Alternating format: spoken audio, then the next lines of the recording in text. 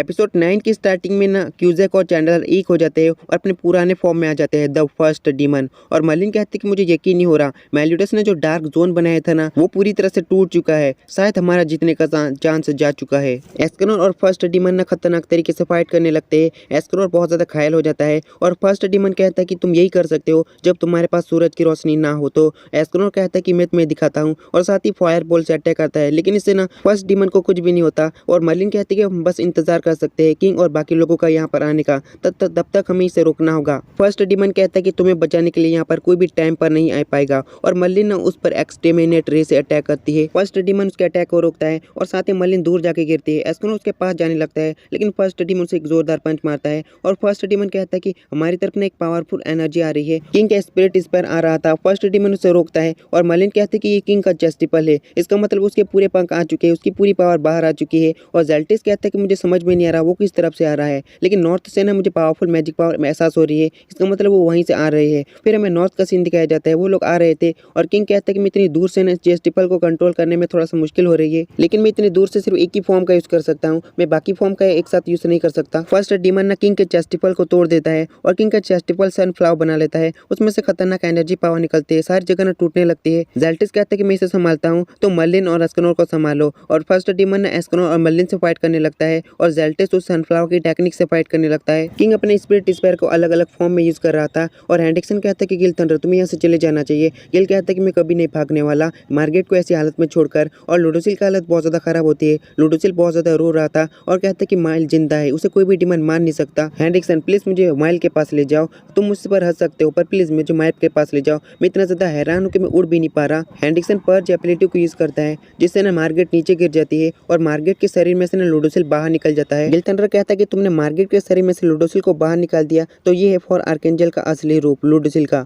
हेंड्रिक्सन कहता है कि ये करना बहुत ज्यादा मुश्किल था, लेकिन लूडोसिल की हालत बहुत ज्यादा खराब थी, वो बहुत ज्यादा हैरान था इसलिए मैं कर पाया, अगर कोई गड़बड़ हो जाती ना तो ये मैं कभी नहीं कर पाता और लूडोसिल ना बहुत ज्यादा चौकन्ना हो जाता मुझसे। गिल थंडर कहता है कि इसका मतलब तुम बस लूडोसिल का वफादार होने का नाटक कर रहा था। हेंड्रिक्सन कहता है कि तुम यहाँ से मार्गेट को लेकर चले जाओ और गिल कहता है कि तुम क्या करने वाले हो और हेंड्रिक्सन कहता है कि मैं यहीं पर रहने वाला हूँ, मैंने तुम्हारे फादर जराथर्स को ही नहीं मारा, साथ ही प्रिंसेस को किडनैप करके रखा था और तुम यहाँ मार्गेट को लेकर जैसे चले जाओ, मुझे कुछ भी नहीं होगा और तुम्हारे फादर के आखिरी शब्द थे मैं तुम्हें हमेशा देखता रहूंगा ऊपर से। गिल थंडर मार्गेट को लेकर वहां से चले जाते हैं। उसके जाने के बाद लूडोसिल उठता है और कहता है कि तुम्हारी हिम्मत कैसे हुई ऐसा करने की। हेंड्रिक्सन कहता है कि तुम जाओ चाहो मेरे साथ कर सकते हो, तुम मेरी बॉडी को ले सकते हो और जैसे चाहे यूज कर सकते हो, अपनी फुल पावर को भी यूज कर सकते हो, मुझे मौत से बिल्कुल भी डर नहीं लगता। और लूडोसिल उसके पास जाने लगता है और जेल्टिस ने बहुत ज्यादा फाइट कर रहा था किंग की स्पिरिट स्पेयर से। जेल्टिस कहता है कि ये बेकार का खेल कब खत्म होने वाला है, तुम्हारे जीतने का कोई भी चांस नहीं। और किंग ने अपना टेडी बेयर बना लेता है और जेल्टिस की बहुत ज्यादा पिटाई करने लगता है। जेल्टिस जो भी बातें कर रहा है और वहाँ पर जो भी बातें होती है ना वो किंग सुन सकता है दूर रहकर। और किंग कहता है कि तुम इसे भी बेकार का खेल कहने वाले हो। जेल्टिस कहता है कि वो समय आ चुका है,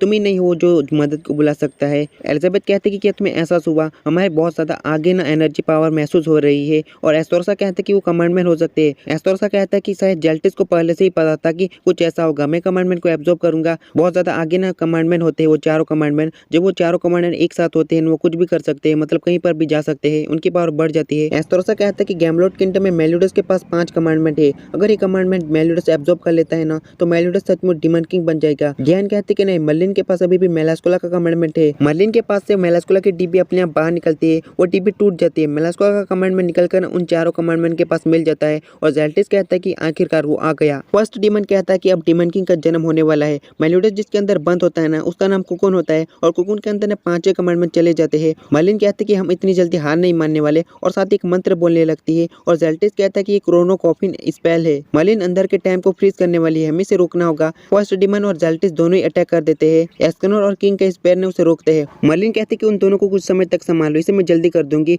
और लूडोसिल कहता है कि सब खत्म हो गया। हेंड्रिक्सन कहता है कि मुझे यकीन है लेडी मर्लिन से जरूर कर देगी। और लूडोसिल कहता है कि मुझे यकीन नहीं होता, मर्लिन फ्रीज टाइम मैजिक को भी यूज कर सकती है, लेकिन मैजिक पूरा होने से ही वो डीमंस के हाथों मर जाएगी। एस्केनोर की एनर्जी बहुत ज्यादा कम हो चुकी है और दूर से जो स्पिरिट स्पेयर को कंट्रोल कर रहा है ना वो दोनों डीमन का सामना नहीं कर पाएगा। अगर मेलियोडस डीमन किंग के रूप में जाग गया ना तो हमारा कोई भी चांस नहीं है जीतने का। हेंड्रिक्सन कहता है कि लूडोसिल तुम ये कैसे कह सकते हो। लूडोसिल कहता है कि मैं बस दूसरों को अपने फायदे के लिए यूज करता था ताकि हम होलीवोर को जीत सके। और हेंड्रिक्सन कहता है कि मैं उन दोनों को किसी भी कीमत पे बचाना चाहता था, लेकिन तब भी ना हेंड्रिक्सन नीचे गिर जाता है और लूडोसिल हाथ आगे बढ़ाता है, लेकिन तभी लूडोसिल रुक जाता है। है और हेनरिक्सन कहता है कि मैं अभी भी तुम्हें मानता हूँ और लुडोसिल कहता है कि मैं दोबारा ना तुम्हारे जाल में नहीं फंसूंगा। हेनरिक्सन कहता है कि ड्रॉइड्स के लिए ना गॉडेसेस ही भगवान होते थे। सच कहूँ ना तो आपको देखकर मुझे हंसी है, तुम्हारा भाई जिंदा है। मुझे खुशी हुई कि तुम भी हमारी तरह ही कमजोर दिल के हो। और लुडोसिल कहता है कि कोई मुझे कमजोर का है ये मुझे कतई भी पसंद नहीं। और हेनरिक्सन कहता है कि मुझे भी पसंद नहीं। लुडोसिल प्लीज मेरी बॉडी को ले लो, मैं ड्रॉइड्स के नाते नहीं कह रहा जो आपकी पूजा करते हैं, मैं आपके दोस्त के नाते कह रहा हूँ। और लुडोसिल आगे बढ़ता है और कहता है कि तैयार हो जाओ, लेकिन उसकी बॉडी लेने के बजाय ना हेनरिक्सन की चोटों को ठीक कर देता है। हेनरिक्सन कहता है कि आपने तो कहा था तैयार हो जाओ। लुडोसिल कहता है कि खुद पे इतना ज्यादा जोर मत डालो, मेरा भी एक दोस्त था, बिल्कुल तुम्हारी तरह था, वो भी भोला भाला था और बहुत ज्यादा भरोसेमंद था, लेकिन उसने अपनी जान गंवा दी। वो बेवकूफ था, उसने मेरे लिए अपनी जान गंवा दी, लेकिन मैं चाहता हूँ कि हेनरिक्सन तुम जिंदा रहो। एस्कनोर और फर्स्ट डीमन बहुत ज्यादा खतरनाक फाइट कर रहे थे